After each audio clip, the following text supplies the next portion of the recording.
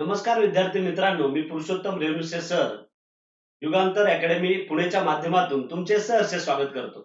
आजचा महत्त्वाचा विषय राज्यसेवा किंवा स्पर्धा परीक्षांमध्ये चालू घडामोडी या विषयाचा अभ्यास कसा करावा. बघा, याच्यामध्ये जर आपण पाहिलं तर चालू घडामोडी हा विषय खूप महत्त्वाचा आहे.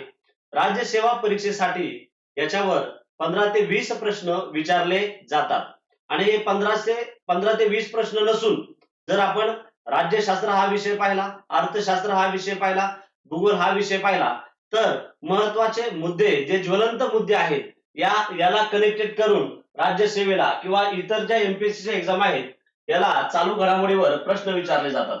सरळ सरळ 15 प्रश्न जे आहेत हे 15 प्रश्न आपल्याला चालू घडामोडीवर विचारले जातात आणि या चालू घडामोडीच्या रिलेटेड जर आपण पाहिलं तर अर्थशास्त्र, राज्यशास्त्र,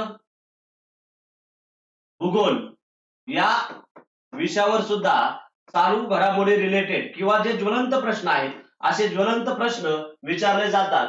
याचाच अर्थ याच्यावर कमीत कमी 25 प्रश्न विचारले असतात. डायरेक्ट प्रश्न आपल्याला किती विचारतात? 15 प्रश्न विचारले जातात आणि या चालू घडामोडी विषया संदर्भात मुलांचं कन्फ्युजन असतं की आम्ही चालू घडामोडीचा अभ्यास जो आहे हा अभ्यास कसा करावा आणि या सेशन मध्ये किंवा या भागामध्ये आपण चालू घडामोडी हा जो विषय आहे याचा अभ्यास कसा करावा याच्याविषयी आपण माहिती पाहणार आहे.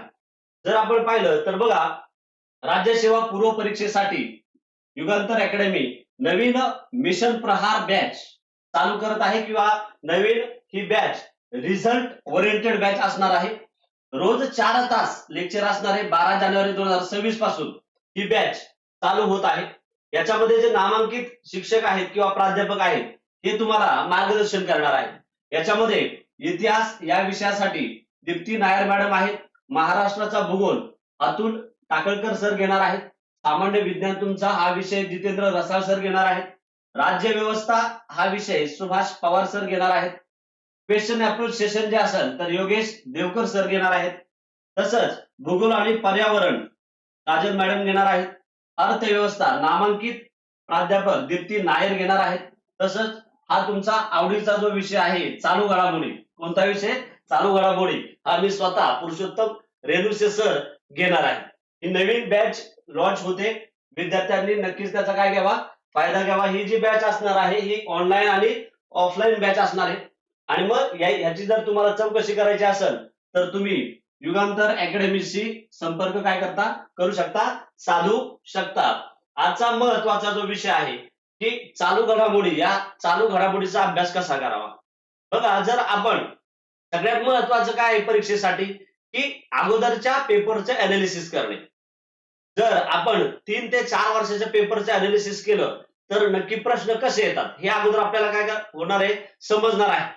याच्यामध्ये महत्वाचं चालू घडामोडीच नाही, सर्व विषय जर आपण पाहिलं तर सर्वात अगोदर जी नवीन मुलं या क्षेत्रामध्ये किंवा एक्झाम देण्यासाठी आलेले आहेत यांनी स्पर्धा परीक्षेचे जे तुम्ही पेपर देत आहे, ज्या पोस्टसाठी देत आहे ते मागील 3 ते 4 वर्षाच्या पेपरचं काय करणं गरजेचं आहे, अनालिसिस करणं गरजेचं आहे. आता याच्यामध्ये जर आपण पाहिलं तर चालू घडामोडी या विषयावर किंवा याची माहिती पाहिजे म्हटलं तर मुलांचं काय असतं, कन्फ्युजन असतं. कारण का याच्यामध्ये जे प्रश्न विचारले जातात ते जर आपण आयोगाचा पॅटर्न पाहिला तर 1.5 ते 2 वर्ष किंवा कमीत कमी 1.5 ते 1 वर्षाचा सिलेबस याच्यामध्ये विचारला जातो. याच्यामध्ये प्रश्न कसे विचारले जातात? याच्यामध्ये राज्य, राष्ट्रीय, आंतरराष्ट्रीय जे घडामोडी आहेत, महत्वाचे मुद्दे आहेत याच्यावर काय केले जातात, प्रश्न विचारले जातात. आता पेपरचं अनालिसिस केल्यानंतर आपल्याला काय समजतं की प्रश्न कोणत्या कोणत्या पद्धतीने विचारले जात आहेत, कसे विचारले जात आहेत, नंतर कोणत्या विभागावर हे प्रश्न काय केले जातात, विचारले जात आहेत.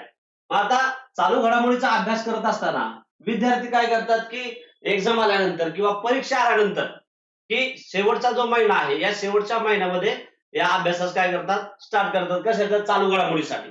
आता हा चालू घडामोडीचा अभ्यास एका महिन्यात याच्यावर तुम्ही 1 ते 1.5 वर्षाचा अभ्यास करू शकत नाही. यासाठी महत्वाचं काय आहे की तुम्ही दररोज किमान 1 तास चालू घडामोडी या विषयासाठी देणं गरजेचं आहे. आता विद्यार्थ्यांचं म्हणणं काय आहे की याच्यात आम्हाला काय जातो, आमचा वेळ जातो. आता वेळेचा विचार केला तर यावेळी जर तुम्ही पाहिलं तर आता मुलं काय करतात की सहज चहा प्यायला गेलं तर तुमचा तिथं अर्धा तास जात असतो किंवा मित्राशी मैत्रिणीशी गप्पा मारला तर तिथं तासभर जात असतो. मग असा वेळ तुमचा जात असतो. मात्र याला तुम्हाला वेळ मिळत नाही, बरोबर ना? किंवा मोबाईलवर तुम्ही तासोन तास इथं वेळ घालवत असतात आणि जरी घालवत नसाल तर 1 तास या ठिकाणी तुम्हाला देणं गरजेचं आहे. मग याच्यामध्ये की तुम्हाला जो मोकळा वेळ मिळतो या वेळेस तुमच्या वेळेनुसार तुम्ही या विषयाला 1 तास देणं काय आहे गरजेचं आहे, बरोबर ना? आता हा का देणं गरजेचं आहे? आता जर आपण पाहिलं तर आपल्याला पुस्तकं किंवा ज्या नोट्स आहेत त्या अवेलेबल आहेत. मात्र पूर्ण 1 ते 1.5 वर्षाचं अभ्यास करण्यासाठी याला दररोज 1 तास वेळ देणं काय आहे गरजेचं आहे, बरोबर? आणि मग वेळ दिल्यानंतर तुम्ही काय करणार आहे की सगळ्यात अगोदर तुम्हाला एक पेपर दररोज काय करायचा आहे वाचायचा आहे. मग याच्यामध्ये द हिंदू असेल, द हिंदू पेपर असेल, बरोबर ना? किंवा सकाळ, लोकसत्ता किंवा महाराष्ट्र आहे. याच्यामधला एक पेपर दररोज तुम्ही वाचणं गरजेचं आहे. मग हे ज्वलंत जे मुद्दे आहेत हे पेपर वाचल्यानंतर सध्या राज्य, राष्ट्र, आंतरराष्ट्रीयमध्ये काय चाललंय हे तुमचं कधी लक्षात येणार आहे? हे पेपर वाचल्यानंतर. आणि मग या ज्वलंत मुद्द्यांवरच काय केले जात आहेत प्रश्न विचारले जात आहेत. मग तुम्ही या ठिकाणी हे पेपर वाचत असताना त्याच्या जर दररोज जर तुमच्या त्याने जर तुम्ही नोट्स काढल्या, बरोबर ना? त्या 1 तासामध्ये तुम्ही काय काढल्या की पॉइंट टू पॉइंट नोट्स काढल्या, पॉइंट टू पॉइंट नोट्स काढल्या तर या तुम्हाला जोपर्यंत आपण स्वतः लिहित नाही तोपर्यंत लक्षात राहत नाही, सगळं विद्यार्थ्यांना माहिती आहे. ते एकदा करून बघा. आयत्या नोट्स वाचण्यात नोट्स तर मिळणार आहे, तुमचा वेळ वाचणार आहे, बरोबर आहे. पण जोपर्यंत तुम्ही स्वतः नोट्स काढत नाही तोपर्यंत मार्क येत नाही. हा याच्यामध्ये पहिला मुद्दा आहे. म्हणजे जे स्पर्धा परीक्षा देणारे विद्यार्थी आहेत यांनी किमान 1 तास, मी 4 तास म्हणत नाहीये, 1 तास तुम्ही वेळ देणं गरजेचं आहे. कारण का हा चालू घडामोडीशी संबंधित आहेच. मात्र इतर विषयात सुद्धा काय केले जात आहेत प्रश्न विचारले जातात. महत्वाचे मुद्दे असतील राज्यशास्त्रामध्ये मी सांगितलं, अर्थशास्त्रामध्ये पहा, भूगोलामध्ये पहा. मग याच्यावर प्रश्न विचारला जाऊ शकतो हे तुमच्या लक्षात येतं. आणि हे कधी करणार आहे तुम्ही मागचे पेपर अनालिसिस केल्यानंतर हे तुम्हाला समजणार आहे. मग या ठिकाणी तुम्ही 1 तास स्वतः नोट्स काढून गरजेचं आहे. त्याच्यानंतर आपण युगांतर अकॅडमी तर्फे तुम्हाला पॉइंट टू पॉइंट नोट्स देणारच आहे. पण हे तुमच्यासाठी आहे, हे सुद्धा तुम्ही घेणं गरजेचं आहे. त्याच्यानंतर दुसरं मासिक कोणती वापरायची की तुम्ही पृथ्वीचं मासिक जे मंथली आहे ते वापरू शकता, बरोबर ना? पृथ्वीचं मासिक दर महिन्याला येतं. मग महिन्यानंतर तुम्ही ते 1-2 दिवसामध्ये वाचून त्याच्या पॉइंट टू पॉइंट जे महत्वाचे विषय आहेत ते घेऊन हे नोट्स काढू शकता. मग पृथ्वीचं मासिक आणि 3 महिन्यांनी सिम्प्लिफाईड करंटचं पुस्तक आहे ते सुद्धा तुम्ही काय करू शकता वापरू शकता. म्हणजे हे 2 पुस्तकं पृथ्वीचं मासिक आणि सिम्प्लिफाईड हे 2 मी तर रेफर करेल. आता तुम्हाला जी सोपी भाषा वाटेल किंवा महत्वाचं वाटेल ते तुम्ही कोणतेही वाचू शकता. पण याच्यामध्ये म्हणजे जर आपण पाहिलं तर खूप चांगली माहिती दिली जाते. म्हणून तुम्ही पृथ्वी आणि सिम्प्लिफाईडचं मासिक वापरा. दररोज कोणताही वेळ असं नाही, कोणताही वेळ तुम्ही देऊ शकता.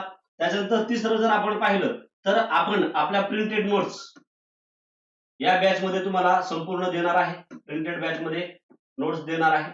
त्याच्यानंतर डेली जे करंट आहे हे सुद्धा तुम्हाला काय करणार आहे मिळणार आहे, बरोबर ना? आणि आपला पूर्ण आठवड्याला परत लेक्चर असणार आहे चालू घडामोडीवर 7 दिवसाचं. या बॅच मध्ये तुम्हाला पूर्ण 1.5 वर्षाचं जे चालू घडामोडी किंवा करंट अफेअर आहे ते याच्यामध्ये काय केलं जाणार आहे देणार आहे. मात्र मी सांगितल्याप्रमाणे आता याच्यामध्ये विद्यार्थ्यांनी या ठिकाणी मी सांगितलं किमान 1 तास तुम्ही याला पेपर वाचनाला देणं गरजेचं आहे. आणि चालू घडामोडीच नाही इतर विषयात सुद्धा तुम्ही वाचून नोट्स काढू शकता. आणि जर असं केलं याप्रमाणे जर गेला तर नक्कीच तुम्हाला चालू घडामोडीला चांगले मार्क येणार आहेत. आता मग जर तुम्ही मागचा 9 सप्टेंबरचा या भागामध्ये आपण 9 सप्टेंबरला कसे प्रश्न विचारले गेले याचं अनालिसिस करणार आहे किंवा त्याचं स्पष्टीकरण सुद्धा पाहणार आहे.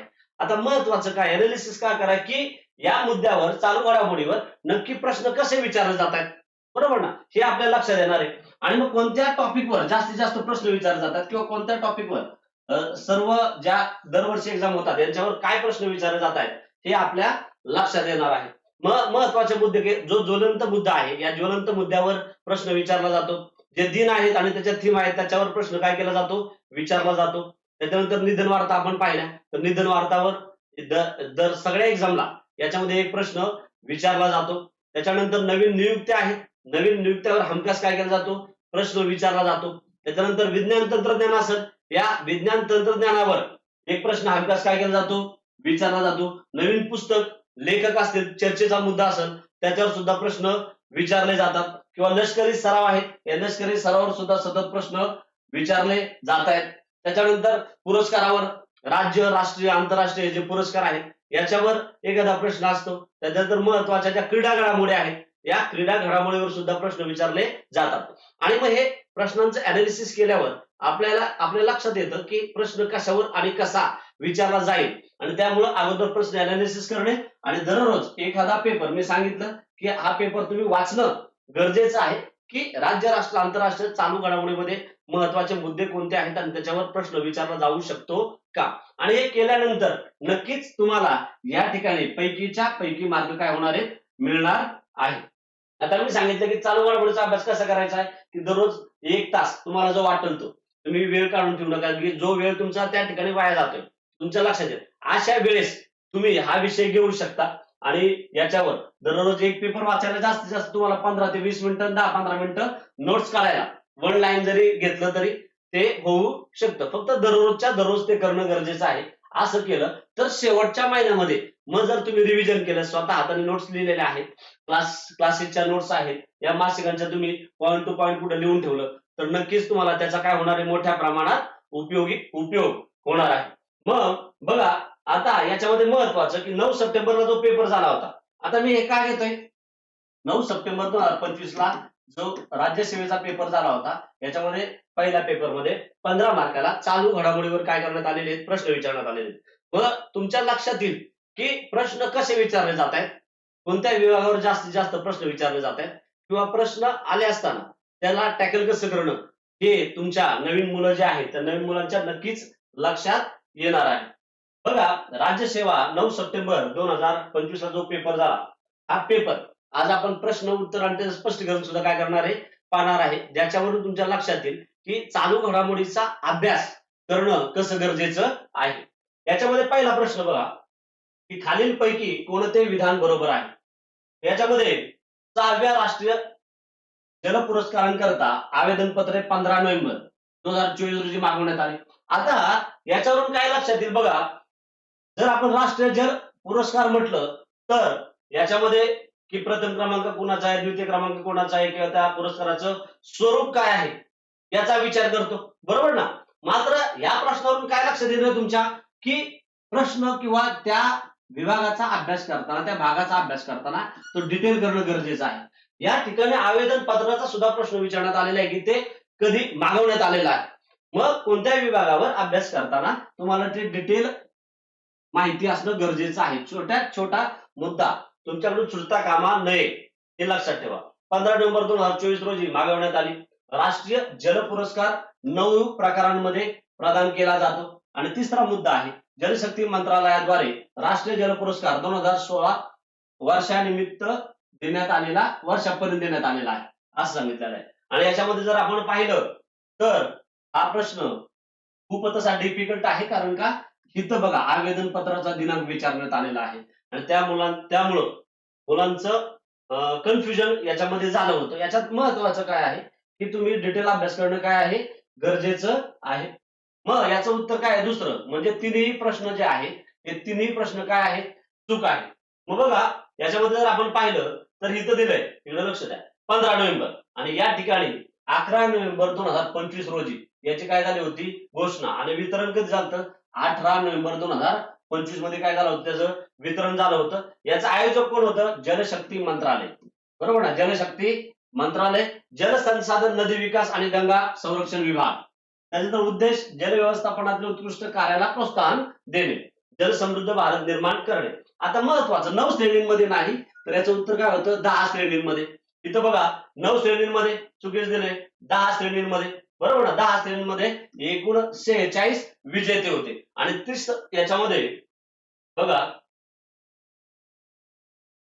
तिसरा जो जलशक्ती मंत्रालयाद्वारे राष्ट्रीय जल पुरस्कार 2016 देण्यात येतात, हा 2025 चा आहे, लक्षात ठेवा.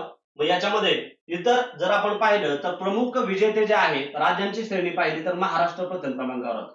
मग आता असा दुसरा प्रश्न सरळ सेवेला किंवा पुढच्या तुमच्या राज्यसेवेला विचारला जाऊ शकतो की 6व्या राष्ट्रीय जल पुरस्कारामध्ये कोणत्या राज्याला प्रथम पुरस्कार देण्यात आला, बरोबर ना. मग किंवा याचं उतरत्या क्रमाने चढत्या क्रमाने किंवा पहिला दुसरा तिसरा असा प्रश्न विचारला जाऊ शकतो. तर पहिल्या क्रमांकाला महाराष्ट्र आहे, दुसऱ्या क्रमांकाला गुजरात आणि तिसऱ्याला काय आहे, हरियाणा राज्य आहे. इतर महत्वाचे विजेते याच्यामध्ये बघा, सर्वोत्तम नागरी स्थानिक स्वराज्य संस्था नवी मुंबई महाराष्ट्र, सर्वोत्तम जलवापर संस्था कानिपनाथ जलवापर संस्था नाशिक, द्वितीय क्रमांक त्यांना देण्यात आलेला आहे. मग याच्यामध्ये जे स्वरूप आहे या पुरस्काराचं स्वरूप काय आहे, विजेत्यांना मानधन मानचिन्ह आणि रोख रक्कम दिली जाते काही श्रेणींमध्ये. या पुरस्कारामुळे जलसंधारण आणि व्यवस्थापनासाठी केलेल्या नाविन्यपूर्ण प्रयत्नात राष्ट्रीय स्तरावर मान्यता मिळते. पुढचा दुसरा प्रश्न बघा, सर्व एक्झामला याच्यावर राज्यसेवेला हमखास निर्देशांकावर एक प्रश्न असतो. कोणते एक्झाम निर्देशांकावर काय केलं जातो रे, मग निर्देशांक अधिक आहेत, भरपूर आहेत. मग याच्यामध्ये महत्वाचे जे निर्देशांक आहेत याच्यावर प्रश्न विचारला जातो. या ठिकाणी जागतिक शांतता निर्देशांक विचारण्यात आलेला आहे 2024 चा. कितीचा, 2024 चा, बरोबर. आपण परीक्षा देतोय 25 ला, म्हणजे 1.5 वर्षापर्यंत या पेपरचे अनालिसिस केल्यावरच आपल्या लक्षात येणार आहे की प्रश्न कसे आणि कधीचे विचारले जात आहेत. जर 1.5 वर्षाच्या आधी विचारलं गेलं तर ते कोणालाच येणार नाही, आपल्याला येत नाही तर कोणालाच येत नाही. मी सांगितलंय काय की अभ्यास करताना पेपर अनालिसिस केल्यानंतर आपल्या लक्षात येणार आहे की प्रश्न जे आहेत ते 1 ते 1.5 वर्षाचे विचारले जातात आणि मग तेवढाच अभ्यास जर केला तर नक्कीच आपल्याला काय येणार रे, मार्क येणार आहे. मग बघा, जागतिक शांतता निर्देशांक 2024 याच्यामध्ये खालील राष्ट्रांची रँकिंग चढत्या क्रमाने लावा. आता हा जो प्रश्न आहे हा प्रश्न आयोगाने कॅन्सल केलेला आहे. मात्र याचं जर आपण उत्तर पाहिलं तर ते काय, क अ ब ड. कारण का याच्यामध्ये आइसलँड जो आहे तो जगातील सर्वात शांत देश कोणता आहे, आइसलँड आहे. मग आइसलँड नंतर आयर्लंड आहे, ऑस्ट्रेलिया आहे आणि न्यूझीलंड आहे, बरोबर ना. हा त्याचा क्रम होता. जर आपण जागतिक शांतता निर्देशांक 2024 जर पाहिलं तर आइसलँड जगातील सर्वात शांत देश आणि हा सलग 14 वर्ष येतोय, हे महत्वाचं आहे. सलग 14 वर्ष आइसलँड प्रथम क्रमांकावर आहे. जर आपण शांतता निर्देशांक जागतिक शांतता निर्देशांक पाहिला तर आइसलँड हा सलग 14 वर्ष येत आहे, हे लक्षात ठेवा. तर येमेन सर्वात अशांतता देश ठरला आहे. हा अहवाल कोण लिहिला आहे, याच्यावर सुद्धा प्रश्न विचारण्यात आलेला आहे. इकॉनॉमिक्स अँड पीस या संस्थेने प्रसिद्ध केलेला आहे. बघा, institute of economics and peace. जागतिक शांततेत 0.56% काय झालेले आहे, घट झालेली आहे. मी सांगितले स्टडी करत असताना तुम्हाला पॉइंट टू पॉइंट करायचं, काही प्रश्न विचारले ते तुम्हाला आलेच पाहिजेत. बघा, घट झाली असून संघर्षामुळे मृत्यू आणि हिंसेचा आर्थिक परिणाम वाढला आहे.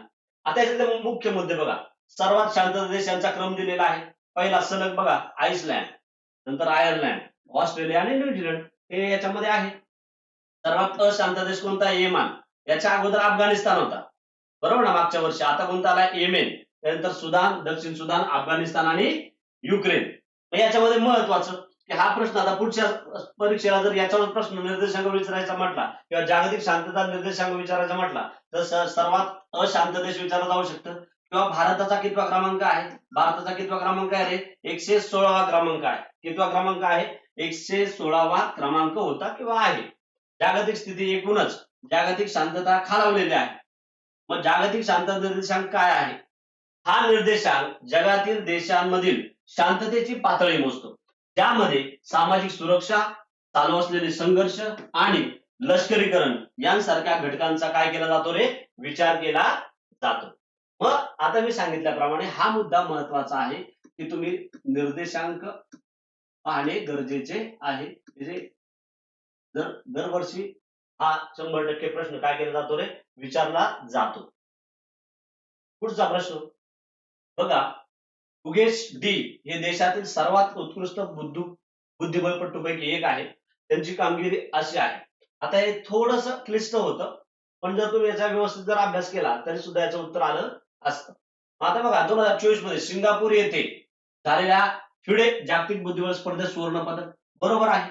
त्याच्यानंतर 2024 मध्ये सिंगापूर येथे या ठिकाणी मुलं कुठं कन्फ्युजन सांगतो, वाचण्यात सुद्धा कन्फ्युजन होतं, किंवा माहिती असणं गरजेचं आहे. विजेता फक्त माहिती असणं गरजेचं नाही, तुम्हाला संपूर्ण माहिती असणं गरजेचं आहे. 2024 मध्ये सिंगापूर येथे झालेल्या FIDE 45व्या. आता हे बघा, ही जागतिक बुद्धिबळ स्पर्धा होती. ही कोणती आहे? बुद्धिबळ ऑलिम्पियाड. आणि तिसऱ्या ऑप्शन मध्ये सुद्धा बुद्धिबळ काय दिलंय? ऑलिम्पियाड दिलेला आहे, ओपन आणि वैयक्तिक. बरोबर ना? मग या ठिकाणी ही जी स्पर्धा होती ती बुडापेस्ट या ठिकाणी झाली, सिंगापूर या ठिकाणी नव्हती झाली. बरोबर ना? त्यामुळं हा ऑप्शन काय आहे रे? चुकीचा आहे. हा काय आहे? सुवर्ण पदक मिळालं होतं, चांगली कामगिरी केली ती. वैयक्तिक सुद्धा या ठिकाणी दोन्हीत सुवर्ण पदक, महिला पुरुषांना सुवर्ण पदक मिळालं होतं. आलं लक्षामध्ये? त्यामुळे दुसरा ऑप्शन चुकीचा आहे. मग उत्तर काय आहे? तिसरं फक्त अ आणि क. उत्तर काय आहे? फक्त अ आणि क. कन्फ्युजन कुठे केलंय बघा, बुद्धिबळ ऑलिम्पियाडचं ठिकाण जे आहे या ठिकाणावर त्यांनी काय केलाय? बदल केलेला आहे. बघा, इकडे बी सिंगापूर आहे, इथं सिंगापूर आहे, इथं बुडापेस्ट आहे. मग तुम्हाला त्या ठिकाणची माहिती असणं गरजेचं आहे. ठिकाणावरून कन्फ्युजन झालेलं आहे. याचं उत्तर फक्त अ आणि काय आहे? क आहे. ही स्पर्धा घेतलेली आहे. याच्यामध्ये बघा 2024 ला जी जागतिक बुद्धिबळ अजिंक्य स्पर्धा होती, का महत्वाची होती? या ठिकाणी भारताचे डी गुगेश यांनी जो चीनचा विजेता आहे, विद्यमान मागच्या वर्षीचा डिंग लिरेन याचा पराभव केला होता आणि या स्पर्धेचं विजेतेपद काय केलं? पटकावलं होतं. आणि महत्वाचं, सर्वात तरुण जागतिक बुद्धिबळ विजेता ठरले. सर्वात तरुण जागतिक बुद्धिबळ विजेता ठरलेले आहेत. बघा, विजेता डी गुगेश आहेत भारताचे, उपविजेता डिंग लिरेन चीन. कुठं झालं ते? सिंगापूर रिसॉर्ट्स वर्ल्ड सेंटोसा या ठिकाणी. कालावधी विचारला जात नाही, पण विचारला जाऊ शकतो, म्हणून 23 नोव्हेंबर ते 13 डिसेंबर 2024. आता याच्यामध्ये ऐतिहासिक काय आहे किंवा ऐतिहासिक नोंद काय आहे? 138 वर्षानंतर, बघा 138 वर्षानंतर, आणि म्हणूनच याच्यावर प्रश्न राज्यसेवेला याच्यावर प्रश्न विचारला गेला. 138 वर्षानंतर आशियातील 2 खेळाडूंचा हा सामना होता आणि गुकेश सर्वात तरुण जागतिक विजेता ठरला. आलं लक्षामध्ये? याच्यामध्ये दुसरा ऑप्शन मध्ये बघा आता प्रश्न, की 45वे फिडे बुद्धिबळ ऑलिम्पियाड स्पर्धा कुठे झाली होती? बुडापेस्ट. आणि त्या ठिकाणी काय दिले बघा, या ठिकाणी जर आपण पाहिलं तर ही जी स्पर्धा आहे ही स्पर्धा बुडापेस्ट झाली, सिंगापूरला झाली नव्हती, आणि त्यामुळं तो दुसरा ऑप्शन काय आहे? चुकीचा आहे. या ठिकाणी बघा, मी सांगितल्याप्रमाणे ओपन आणि महिला दोन्ही स्पर्धांमध्ये सुवर्ण पदक मिळालं होतं. बुद्धिबळ ऑलिम्पियाडच्या इतिहासात पहिल्यांदाच भारताने दोन्ही सुवर्ण पदक काय केले रे? जिंकले. आणि मग तुम्हाला हे जे संघांमध्ये खेळाडू आहेत याच्यावर सुद्धा विचारलं जाऊ शकतं, खालीलपैकी कोणते खेळाडू नव्हते किंवा होते? गुगेश डी, आर प्रज्ञानंद होता, अर्जुन एरिगायसी होता, विदित गुजराती होते, पेंटाला हरिकृष्णा, नंतर एस नारायणन हे मुख्य होते कप्तान. महिला संघ दिव्या देशमुख, बघा महत्वाचं, दिव्या देशमुख, वैशाली रमेश बाबू आणि हरिका द्रोणावली, आणि इतर अन्य खेळाडूंचा त्याच्यामध्ये समावेश होता. इतर जे विजेते आहेत, म्हणजे रजत पदक युएसए ने घेतलेलं आहे आणि कांस्य घेतलंय उझबेकिस्तानने. त्याच्यानंतर महिलांमध्ये कझाकिस्तान रजत आहे आणि कांस्य आहे युएस मध्ये. अतिरिक्त माहिती बघा, बुडापेस्ट मध्ये प्रथम बुद्धिबळ ऑलिम्पियाड आयोजित करण्यात आलं. मग असा प्रश्न तिथं अजून एकदा टाकण्यात आला असता, की या ठिकाणी दुसऱ्या वेळेस ही स्पर्धा आहे बुडापेस्टची, मग तिथं आपण परत चुकलो असतो. म्हणजे ही सुद्धा माहिती आपल्याला असणं काय आहे? गरजेचं आहे. बघा, प्रथमच बुडापेस्ट मध्ये प्रथमच बुद्धिबळ ऑलिम्पियाड आयोजित करण्यात आला होता. यापूर्वी ती कुठं होती? मिन्स्क मध्ये होती. कुठं होती? मिन्स्क मध्ये होती. आयोजनात अयशस्वी ठरल्याने ती बुडापेस्टला घेण्यात आली. याच्या अगोदर ती कुठं ठरण्यात आली? ती मिन्स्क या शहरात होती, मात्र त्या ठिकाणी रद्द झाली, त्यामुळे इथं ती बुडापेस्ट मध्ये घेण्यात आली. आणि फिडेच्या 100व्या वर्धापन दिनानिमित्त विशेष पुरस्कारांची काय करण्यात आली? घोषणा करण्यात आली. आलं लक्षात? तर याच्यामध्ये तुम्ही आपल्या युट्यूब चॅनल युगांतर अकॅडमीचे युट्यूब चॅनल पाहिलं तर त्या ठिकाणी तुम्हाला ही माहिती, तसंच त्याचे जे आपलं टेलिग्राम चॅनल आहे, या टेलिग्राम चॅनल सुद्धा याची पीडीएफ तुम्हाला काय होणार आहे? मिळणार आहे, ज्याचा तुम्हाला पुढच्या परीक्षेला काय होईल? नक्कीच फायदा होईल. बरोबर? पुढचा प्रश्न बघा, योग्य विधान किंवा विधाने ओळखा. भारतामध्ये 22 जानेवारी राष्ट्रीय बालिका दिन असतो. मी सांगितलं, दिनावर हमखास प्रश्न विचारला जातो. राज्यसेवा असू द्या, कंबाईन असू द्या, सरळ सेवा असू द्या, याच्यावर प्रश्न विचारला जातो, याची थीम विचारली जाते, दिन विचारले जातात. मग हा जो आहे या ठिकाणी 24 जानेवारीला असतं, हे आपल्याला माहिती असणं गरजेचं आहे. त्यामुळे हा प्रश्न जो हा ऑप्शन आहे, हा ऑप्शन काय आहे? चुकीचा आहे. राष्ट्रीय बालिका दिन 2008 पासून बालिकेच्या अधिकार जागृतीसाठी साजरा केला जातो. बेटी बचाओ बेटी पढाओ योजना 2015 मध्ये सुरू करण्यात आली. दोन्ही ऑप्शन बरोबर आहेत. याला हे कनेक्टेड आहे, बेटी बचाओ बेटी पढाओ. मग आपलं ब आणि क काय आहे, पहिलं चुकीचं आहे, त्यामुळे दुसरा ऑप्शन आहे. याचं उत्तर काय आहे, ब आणि क. ब आणि क जो ऑप्शन आहे ते उत्तर काय होतं, बरोबर होतं. आता हे का घेते तुम्हाला सांगितलं की प्रश्न कसे विचारले जात आहेत, तशी स्ट्रॅटेजी, तसा अभ्यास आपल्याला काय करावा लागणार आहे लक्षामध्ये. त्यामुळे प्रश्नांचं अनालिसिस करणं गरजेचं आहे. स्पष्टीकरण बघा, राष्ट्रीय बालिका दिन 24 जानेवारी रोजी साजरा केला जातो. 2008 मध्ये महिला आणि बाल विकास मंत्रालयाने महिलांच्या हक्काबद्दल आणि समान संधीबद्दल जागरूकता निर्माण करण्यासाठी एक याचिका सुरू केली. विशेषतः घटते लिंग गुणोत्तर आणि शिक्षण आणि आरोग्य. घटते लिंग गुणोत्तर जर आपण पाहिलं तर याच्यावर हे गेलं भूगोलावर. तिथं त्या ठिकाणी जर हा ज्वलंत मुद्दा असेल तर तिथं परत त्या जिल्ह्याचा राज्याचा प्रश्न विचारला जातो. बघा, शिक्षण आणि आरोग्य यासारख्या मुद्द्यावर लक्ष केंद्रित करून हा दिवस 22 जानेवारी 2015 रोजी सुरू झालेल्या ही 22 जानेवारी 2015 सुरू झाली. कोणती रे, बेटी बचाओ बेटी पढाओ मोहिमेशी देखील काय आहे, संबंधित आहे. बघा ना इथं दिलंय, बरोबर ना. आणि म्हणून 24 जानेवारी हा दिवस, म्हणून 24 जानेवारी हा दिवस राष्ट्रीय बालिका दिन म्हणून साजरा केला जातो. याचं उद्दिष्ट काय आहे रे, सर्व क्षेत्रात मुलींना समान संधी उपलब्ध करून देणे आणि समाजाचा दृष्टिकोन बदलणे. पुढचा प्रश्न बघा. आता बघा, या ठिकाणी कुठं या ज्या शिखर परिषद आहेत याच्यावर सुद्धा प्रश्न विचारले जातात. शिखर परिषद, मग याच्यावर ब्रिक्स शिखर परिषदेचा प्रश्न विचारण्यात आलेला आहे. जर आपण पाहिलं तर 13वी जी 2021 ला झाली ती भारतामध्ये झाली होती. मग याच्यामध्ये 13वी 14वी 15वी 16वी 13वी तर नवी दिल्लीला झाली. ऑप्शन वरून आपल्याला लगेच बघा आयला या ठिकाणी ऑप्शन जर तुम्ही पाहिलं तर मग दोनच ऑप्शन राहतात. हे जर आपल्याला माहिती असेल तर हा ऑप्शन जातोय, बरोबर ना.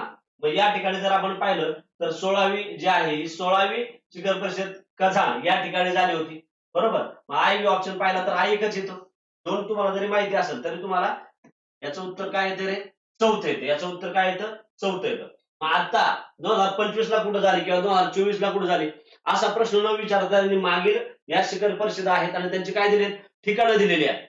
पुढच्या वेळेस प्रश्न जर याच्यावर जर विचारायचा म्हटला तर तुम्हाला कोणत्या ठिकाणी झाली आणि त्या ज्या परिषद आहे त्या ठिकाणचे मुख्य मुद्दे काय घेण्यात आले याच्यावर प्रश्न विचारला जाऊ शकतो, बरोबर ना. वन लाईन नाही, तुम्हाला 2-3 त्याच्यावर ऑप्शन देतील, बरोबर. मग याचं उत्तर चौथं आहे. बघा, ब्रिक्स शिखर परिषद 2025 याच्यावर प्रश्न विचारण्यात आला नाही, त्याच्या जोड्या लावावर विचारण्यात आला. बघा, ब्रिक्स शिखर परिषद ही ब्राझील, रशिया, भारत, चीन आणि दक्षिण आफ्रिका. आता विस्तारित म्हणजे त्याच्यात समावेश झालाय. 2025 ला इतर देशांचा काय करण्यात आलेला आहे, समावेश करण्यात आलेला आहे. बघा, 2025च्या ब्राझील शिखर परिषदेमध्ये इराण, युएई, इथिओपिया आणि इंडोनेशिया आता विस्तारित म्हटलेलं आहे. मग हे जे देश आहेत या देशांच्या राष्ट्रप्रमुखांची वार्षिक बैठक आहे, ज्यामध्ये आर्थिक सहकार्य, भूराजकीय मुद्द्यांवर आणि जागतिक प्रशासन सुधारण्यावर काय केली जाते रे, चर्चा केली जाते. 2024 ची कुठे झाली रे, रशियामध्ये झाली ती. आणि 2025 ची कोणत्या ठिकाणी झाली, ब्राझील या ठिकाणी ही परिषद झाली होती. आणि याच्यामध्ये मग इराण, युएई, बघा इकडं Iran, UAE, Egypt, Ethiopia, Indonesia यांचा काय करण्यात आला, समावेश करण्यात आलेला आहे. मग कोणत्या खालीलपैकी कोणत्या देशांचा समावेश करण्यात आला 2025च्या शिखर परिषदेमध्ये, ब्रिक्स शिखर परिषदेमध्ये खालीलपैकी कोणत्या देशांचा समावेश करण्यात आला असा सुद्धा प्रश्न विचारण्यात येईल. विचारण्यासाठी तो नक्कीच येईल, लक्षात ठेवा. ज्यामुळे ते एक प्रमुख बहुध्रुवीय मंच म्हणून स्थापित झाले आहे, ज्यामध्ये भारत महत्वपूर्ण भूमिका बजावत आहे.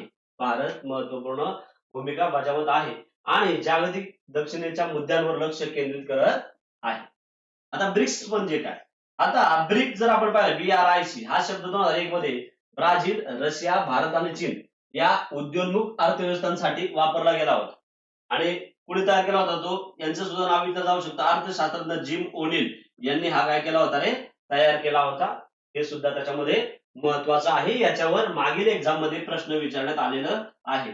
मग ब्रिक्स म्हणतो एस साठी कोणता देश आहे असा प्रश्न विचारण्यात आला, किंवा ब्रिक्स मध्ये किती देश आहेत याच्यावर सुद्धा प्रश्न विचारण्यात आलेला आहे. म्हणजे प्रश्न विचारले जात आहे, त्याच्यामध्ये थोडं काय होतं रे, बदल करण्यात येतो, लक्षात ठेवा.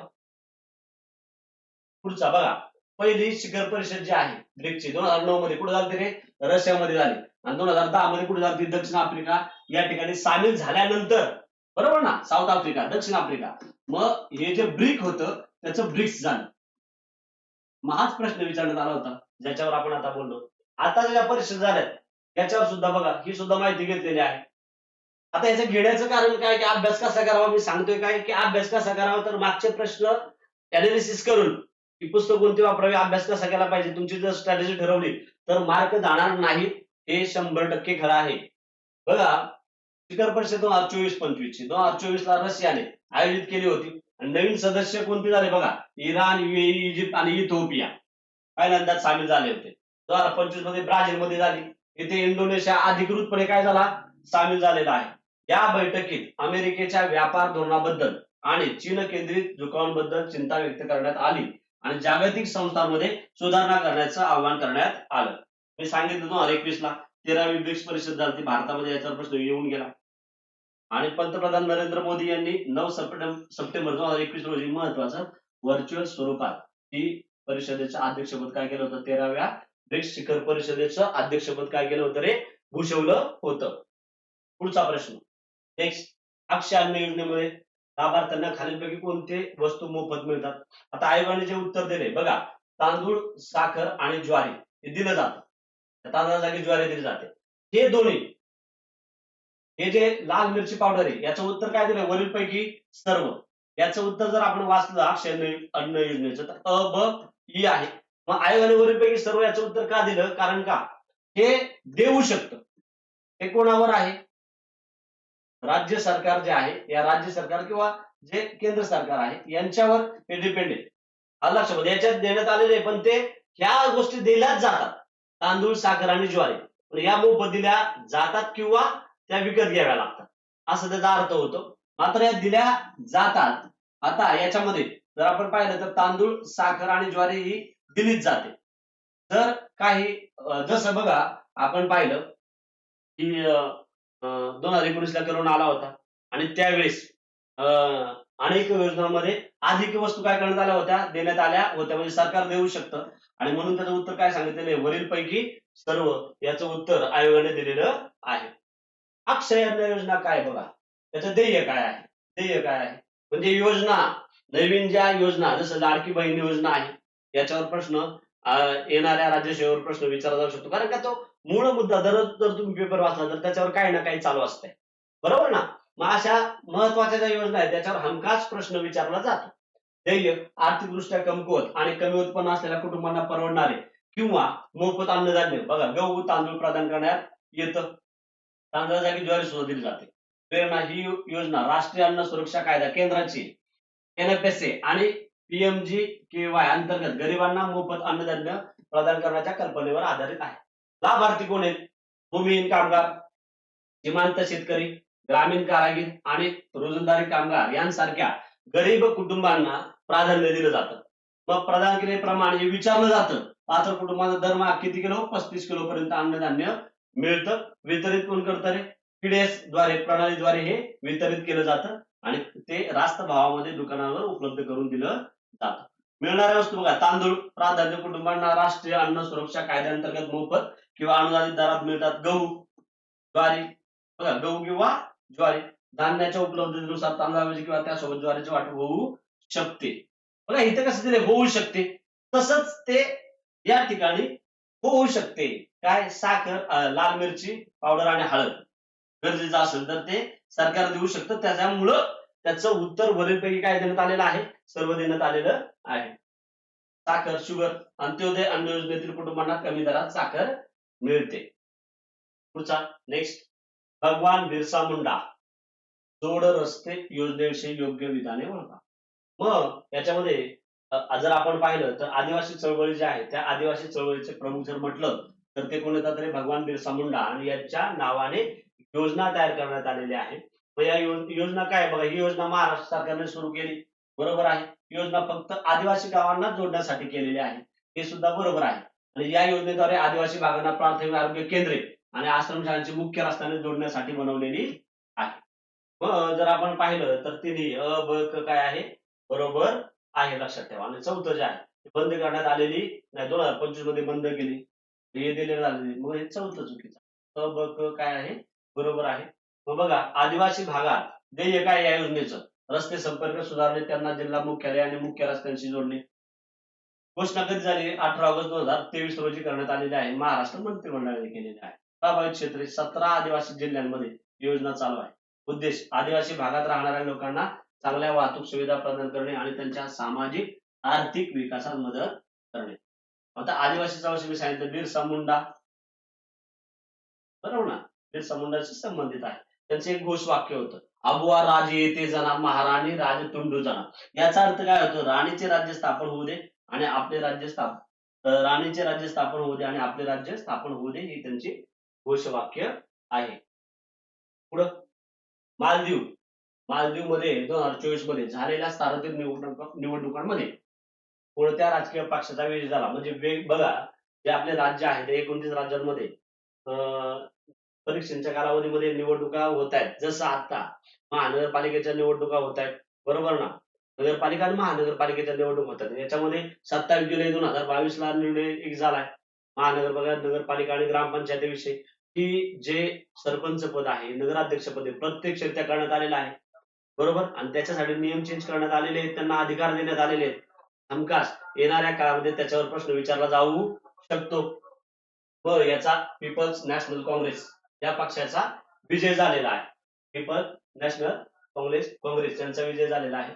बघा, या निवडणुका सार्वत्रिक निवडणुका देशाचे राजकीय भविष्य निश्चित करण्यासाठी महत्वाच्या होत्या. पीपल्स नॅशनल काँग्रेस यामध्ये विजयी झालेला आहे. मग ज्यामुळं मालदीवमध्ये एक महत्वपूर्ण राजकीय बदल दिसून आला. म्हणूनच हे विचारण्यात आलेलं आहे. म्हणूनच हे काय करण्यात आले, विचारण्यात आलेलं आहे. पीएनजीचा विजय त्यांच्या धोरणांना, नेतृत्वाला आणि प्रशासनाच्या मॉडेलला त्यांच्या प्रतिस्पर्ध्यांपेक्षा वार्ताहरांचा पाठिंबा दर्शवतो. आता या विजयाचा परिणाम काय होणार आहे? पीएनसीच्या विजयामुळे मालदीवमध्ये नवीन राजकीय आणि सामाजिक आर्थिक धोरणे येण्याची अपेक्षा आहे, ज्यामध्ये प्रशासन मजबूत करणे, पर्यटनाला चालना देणे आणि हवामान बदलाच्या अहवालाला तोंड देणे यावर लक्ष केंद्रित केले जाईल. पुढचा प्रश्न बघा, याच्यावर भरपूर वेळा प्रश्न विचारण्यात आलेला आहे. सिंधू जल करार 1960. म्हणजे आपण म्हणू की परत तेच प्रश्न विचारले जातात का, तर फिरून प्रश्न विचारले जातात, लक्षात ठेवा. मग याच्यामध्ये जर आपण पाहिलं तर भारत नद्यांचे पाणी, कोणत्या नद्यांचे पाणी वापरू शकतो, त्याचं उत्तर काय, सतलज, बियास आणि रावी. हा जो करार आहे याच्यावर सुद्धा कधी करण्यात आला, हा प्रश्न विचारण्यात आलाय. कधी करण्यात आला, कोणामध्ये हा झाला, याच्यावर प्रश्न विचारण्यात आलेला आहे. मग ह्या करारावर स्वाक्षरी 19 सप्टेंबर 1960 रोजी स्वाक्षरी कोणी केली? नवी दिल्लीत पंतप्रधान जवाहरलाल नेहरू आणि पाकिस्तानचे कोण होते रे, अध्यक्ष आयुब खान यांच्यामध्ये हा करार झाला. या दोघांनी स्वाक्षरी केली होती. आणि याच्यामध्ये मध्यस्थी कोणी केली होती? जागतिक बँक, बरोबर ना. जागतिक बँकेने काय केली ती, मध्यस्थी केली होती. मग नदी वाटप बघा, पूर्वेकडील ज्या नद्या आहेत ते भारताच्या वापरासाठी होत्या. कोणत्या 3 नद्या? सतलज, बियास आणि रावी, बरोबर ना. हेच उत्तर होतं आपलं, सरळ सरळ उत्तर होतं बघा, सतलज, बियास आणि रावी. आणि पश्चिमेकडील ज्या नद्या आहेत त्याच्यामध्ये सिंधू, झेलम, चेनाब मुख्यतः पाकिस्तानच्या वापरासाठी. त्याच्यामध्ये भारताचे अधिकार काय आहेत बघा, पश्चिमेकडील नद्यांच्या पाण्यावर भारताला सिंचन, वीज निर्मिती, वाहतूक इत्यादीसाठी अमर्यादित वापर करण्याची परवानगी आहे. मात्र पाण्याचा साठा करण्याची मर्यादा आहे, लक्षात ठेवा. पाण्याची साठा करण्याची काय आहे, वापरू शकता पण साठवणूक करण्याची मर्यादा आहे. महत्व, आजपर्यंतचा सर्वात यशस्वी पाणी वाटप करार हा मानला जातो, ज्यामुळे दोन्ही देशातील पाणी वाटपाचे प्रश्न बऱ्याच अंशी काय झालेले आहेत, मिटलेले आहेत. आपण पाहिलं की जे युद्ध पुकारलं होतं आपण पाकिस्तानशी, त्यावेळेस मग याचा आपण साठा काय केला होता आणि मग पाकिस्तानमध्ये त्यामुळे प्रॉब्लेम निर्माण झाला होता. सद्यस्थिती काय आहे, अलीकडील काळात भारताने या करारात सुधारणा करण्यासाठी पाकिस्तानला नोटीस बजावलेली आहे. जम्मू काश्मीरमधील हल्ल्यानंतर, बरोबर ना, जम्मू काश्मीर या ठिकाणी हल्ला झाला, भारताने करारावर पुनर्विचार करण्याची भूमिका घेतलेली आहे आणि यासाठीच हा प्रश्न विचारण्यात आला. ज्वलंत मुद्दा आहे, त्यामुळे हा प्रश्न विचारण्यात आला. आणि मग तसा आपण अभ्यास करू शकतो. आपल्या लक्षात येईल पेपर वाचल्यावर की जे पेपर आहेत, द हिंदू असेल, सकाळ असेल, लोकसत्ता असेल, मी सगळे पेपर नाही सांगत, एखादा पेपर वाचायचा जेणेकरून तुम्हाला ज्वलंत मुद्दे राज्य, राष्ट्र, आंतरराष्ट्रीय चाललेले आहेत ते लक्षात येतील.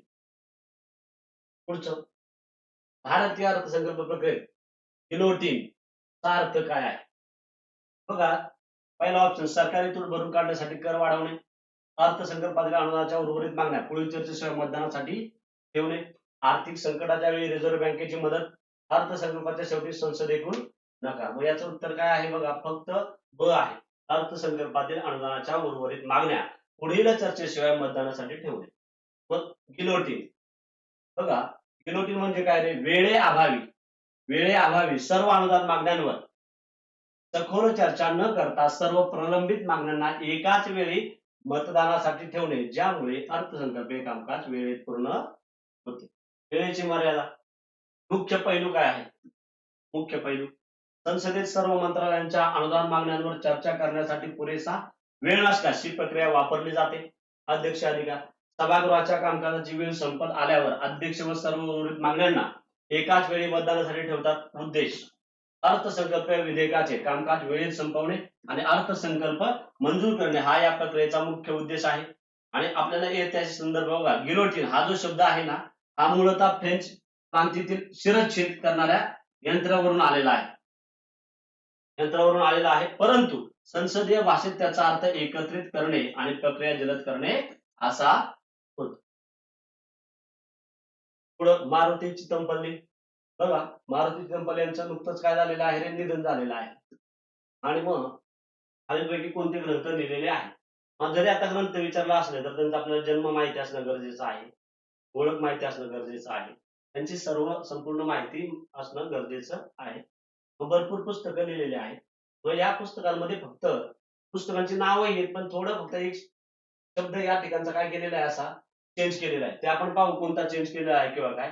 लिहिलंय रातवा, पाखरमाया, चकवा, चांदण, फुलवंती, जंगलाचा पाऊस. ही त्यांची पुस्तकं, हे ग्रंथ लिहिले. खालीलपैकी कोणते लिहिलेत असं विचारलंय. याचं उत्तर काय आहे बघा, अ, ब आणि क. अ, ब आणि क म्हणजे रातवा, पाखरमाया, चकवा, चांदण. या ठिकाणी फुलवंती, जंगलचा पाऊस नाही. तर या ठिकाणी थोड्याशा शब्दांमध्ये काय केलेलं आहे, फेरफार केलेला आहे, ते आपण नक्कीच पाहू.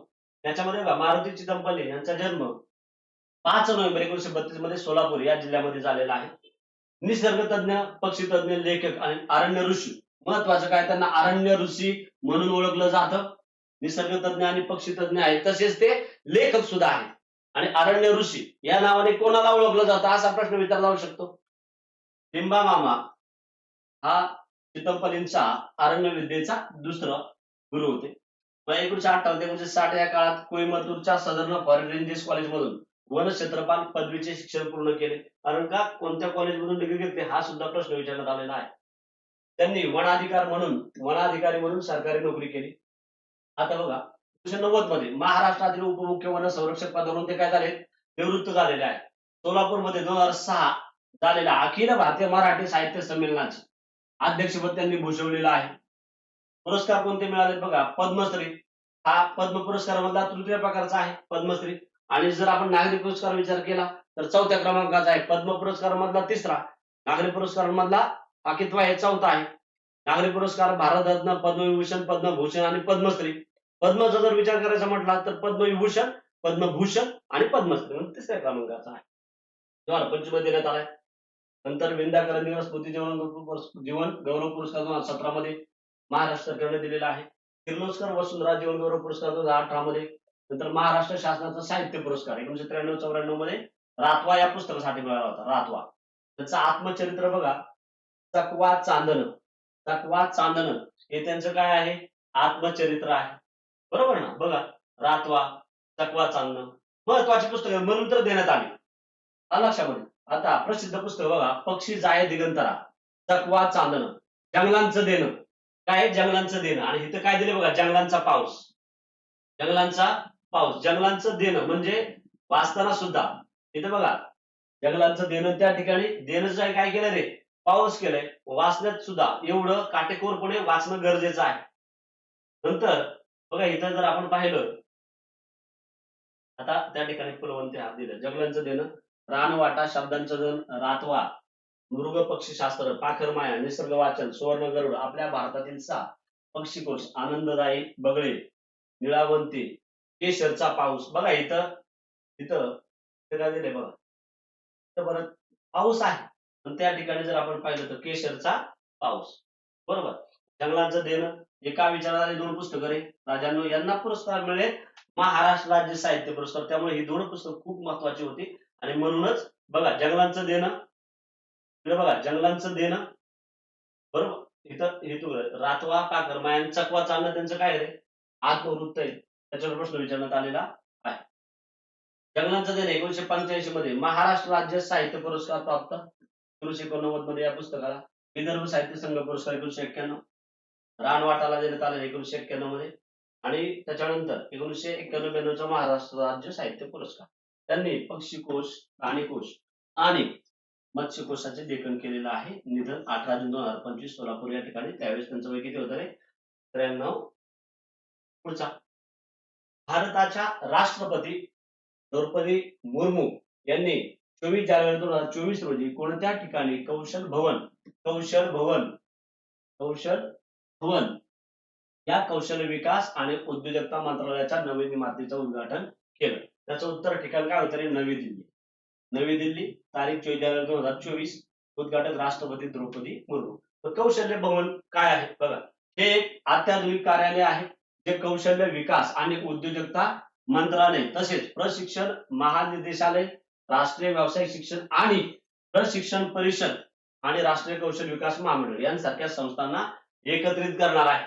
या इमारतीचा उद्देश काय आहे? एक सुरक्षित, सोयीस्कर आणि कार्यक्षम कार्यस्थळ प्रदान करणे, ज्यामुळे कौशल्य विकासाला नवीन दिशा मिळेल आणि विकसित भारत या ध्येयाला काय होईल? आपण जे ध्येय ठेवलेलं आहे विकसित भारतचं, त्या ध्येयासाठी हा उद्देश ठेवण्यात आलेला आहे. पुढचा प्रश्न, खालीलपैकी योग्य विधाने ओळखा. बघा, इकॉनॉमिक्सशी संबंधित आहे. जे नवीन अर्थसंकल्प आपण पाहतो, या अर्थसंकल्पावर हा प्रश्न विचारण्यात आलेला आहे. मग 2025-26 च्या केंद्रीय अर्थसंकल्पातील प्रमुख आकर्षण म्हणजे अणुऊर्जा अभियानाची सुरुवात, जे लघु मॉड्यूल अणुभट्ट्यांच्या संशोधन आणि विकासावर केंद्रित आहे. दुसरा ऑप्शन, अणुऊर्जा अभियानाच्या अंमलबजावणीला चालना देण्यासाठी अणुऊर्जा कायदा आणि आण्विक नुकसानीसाठी नागरी दायित्व कायद्यातील सुधारणा संसदेत मांडले जाते आणि या सुधारणामुळे अणुऊर्जा प्रकल्पामध्ये परकीय क्षेत्रातील गुंतवणुकीला प्रोत्साहन मिळेल अशी अपेक्षा आहे. याचं उत्तर काय आहे? तिन्ही ऑप्शन बरोबर आहेत, वरीलपैकी सर्व. चौथा प्रश्न बघा, इथं कसं फसवण्यात आलंय, इथं तुम्हाला कसं फसवण्यात आलंय बघा. खालीलपैकी योग्य विधाने सांगा. ऑगस्ट 2024 मध्ये INS विक्रांत अधिकृतपणे भारतीय विज्ञान आणि तंत्रज्ञानाशी संबंधित आहे. विज्ञान तंत्रज्ञान. ऑगस्ट 2024 मध्ये INS विक्रांत अधिकृतपणे भारतीय नौदलाच्या पश्चिम नौदल कमांडमध्ये सामील झालं. बरोबर आहे. INS विक्रांत ही भारतीय नौदलात सेवेत असलेली एक विमानवाहू नौका आहे. ती तामिळनाडूमध्ये बांधलेले अशा प्रकारचे पहिले जहाज आहे. आता जर आपण पाहिलं तर या ठिकाणी बघा, याची जर माहिती पाहिली तर हे जे आहे या ठिकाणी केरळ या ठिकाणी बांधण्यात आलेलं आहे. एक मिनिट, जर माहिती बघा, कोचिन शिपयार्ड लिमिटेड, बरोबर आहे, केरळ या ठिकाणी बांधलेलं आहे. त्यामुळे याचं उत्तर फक्त अ म्हणजे पहिला ऑप्शन आहे. फक्त अ पहिला ऑप्शन आहे. याची वैशिष्ट्ये पाहत असताना INS विक्रांत स्वदेशी निर्मिती आहे. ही भारताने स्वतः तयार केलेली पहिली विमानवाहू नौका आहे. पहिली विमानवाहू नौका आहे. मग बघा, भारताच्या इतिहास काय आहे? भारताच्या पहिल्या विमानवाहू नौकेला जे निवृत्त झालेले आहे त्याला आदरांजली म्हणून हिला हे नाव देण्यात आलेलं आहे. तिने गोवा मुक्ती आणि 1971च्या युद्धात महत्वपूर्ण काय केली होती? भूमिका बजावली होती. जागा ही देशातील सर्वात मोठी युद्ध नौका असून सुमारे 50,000 टन वजनाची आणि 55 मजली उंच आहे. उद्देश काय? चीन आणि पाकिस्तान सारख्या देशांना तोंड देण्यासाठी भारतीय नौदलाची क्षमता वाढवणे हा त्याचा मुख्य उद्देश आहे. कोचिन शिपयार्ड लिमिटेड, केरळ, तामिळनाडू नाही, कुठं? केरळने भारतीय नौदलाच्या डिझाईन, आणि ते चुकीचे आहे म्हणून त्या ठिकाणी तामिळनाडू देतात मदतीने रचना आणि बांधकाम केलेलं आहे. महत्व काय? आत्मनिर्भर भारत हे मेड इन इंडिया मोहिमेअंतर्गत एक मोठं यश आहे. त्यामुळे सागरी सामर्थ्य वाढलेलं आहे. राष्ट्रीय सुरक्षा ही नौका हिंदी महासागरात भारताचे वर्चस्व वाढवणे आणि सागरी सुरक्षा सुनिश्चित करण्यासाठी महत्वपूर्ण. आणि शेवटचा प्रश्न, भारताचे बघा नियुक्त्यांवर प्रश्न विचारला आला. नियुक्ती भारताचे मुख्य न्यायाधीश म्हणून भूषण गवई यांच्या बाबत काय खरे नाही दिले? काय खरे नाही? जन्म बघा, जन्म विचारला जातो. जन्म 24 नोव्हेंबर 1960 रोजी, बरोबर आहे. त्यांनी संविधानिक कायदा व प्रशासकीय कायद्यामध्ये प्रॅक्टिस केली, हे सुद्धा बरोबर आहे.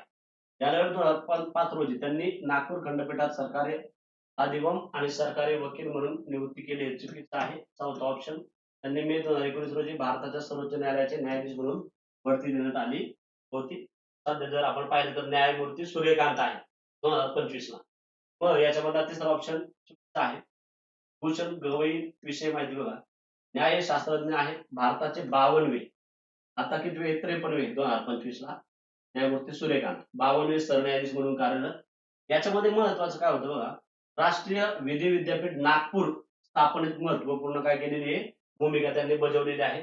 मुंबई उच्च न्यायालयाचे माजी न्यायाधीश असून भारतीय रिपब्लिकन पक्षाचे दिवंगत नेते आणि राज्यपाल राहिलेला रासू गवई यांचे ते पुत्र आहेत. सध्या जर आपण पाहिलं तर भारताचे 53वे सरन्यायाधीश कोण आहेत रे, न्यायमूर्ती सूर्यकांत आहेत, ज्यांनी 24 नोव्हेंबर 2025 रोजी शपथ घेतलेली आहे. हे सध्या देशाचे सरन्यायाधीश म्हणून काय आहेत, कार्यरत आहेत. मग बघा, हे प्रश्न घेण्याचं कारण काय, की अनालिसिस जी नवीन मुलं आहेत राज्यसेवेला येणारे, मग सर्व मागचे जे 1 वर्षाचे किंवा 2-3 वर्षाचे अ, अ, राज्यसेवेला एक्झामला प्रश्न विचारण्यात आलेले आहेत, त्याच्यावर तुम्ही त्या प्रश्नाचं अनालिसिस करणं गरजेचं आहे, की प्रश्न कसे विचारले जातात.